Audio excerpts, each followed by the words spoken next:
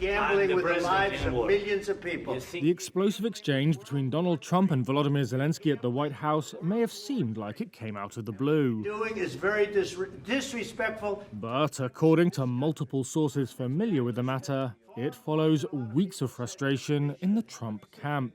The US president and his top aides have, the sources said, seen the Ukrainian leader as an obstacle to their goals of quickly ending the war, restoring ties with Moscow, and sealing a potentially lucrative minerals deal. You should be thanking the president. It's been a tough thing to watch as an American. From Washington, former Deputy Assistant Secretary of Defense for Europe and NATO, John Townsend, described the incident as theater, though said it was maybe not pre-planned. It was something where they certainly were not. They didn't hesitate to jump in and make this into a barroom brawl.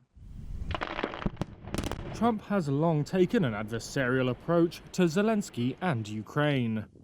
But the divide has ballooned in recent days as talks over the much-anticipated minerals deal got bogged down.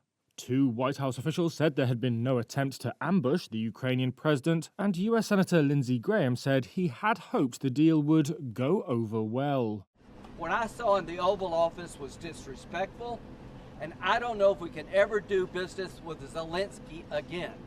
You don't have the cards right now. With us, you start having cards. Townsend, however, likened the exchange to a mafia shakedown. You better do this. You better sign this, or... You know, it was just the rudeness of it. Exasperation over the minerals deal had threatened to derail Zelensky's trip even before it began. One White House official said on Wednesday that they didn't think an invitation made sense after the Ukrainian president appeared to waver on signing. But a deal was later reached for Zelensky to fly out. Trump has, however, had other frustrations. In recent weeks, he's told his closest advisors that he doesn't like the way in which Zelensky has tried to drum up US support for Ukraine. The US president claimed Zelensky has used showmanship to try and win points with the media and Congress. I think he very much overplayed his hand.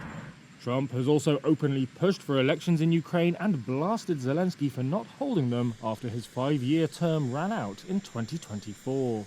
Ukrainian legislation prohibits holding elections during a state of martial law, which was declared the day Russia invaded in February 2022. Trump has also falsely claimed that Zelensky has an approval rating of 4%. A poll this month put it at 63%.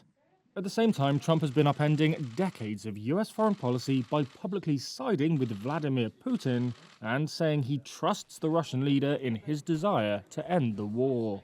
That's a belief that most Western officials rebuke. Kyiv's backers had hoped the deal would help win more support from Trump's Republicans for future aid. Congress last approved assistance for Ukraine in April when Democrats controlled the Senate and Joe Biden was in the White House. Even then, congressional Republicans slow-walked the bill under pressure from Trump. That led to delays in delivering weapons, putting Ukrainian troops on the back foot in the battlefield. Friday's White House meeting ended without a minerals deal being signed and with Zelensky being told to leave. But Townsend says the relationship is repairable. This in and of itself will not stop the process, he said, because both sides want the minerals deal and negotiations with Russia.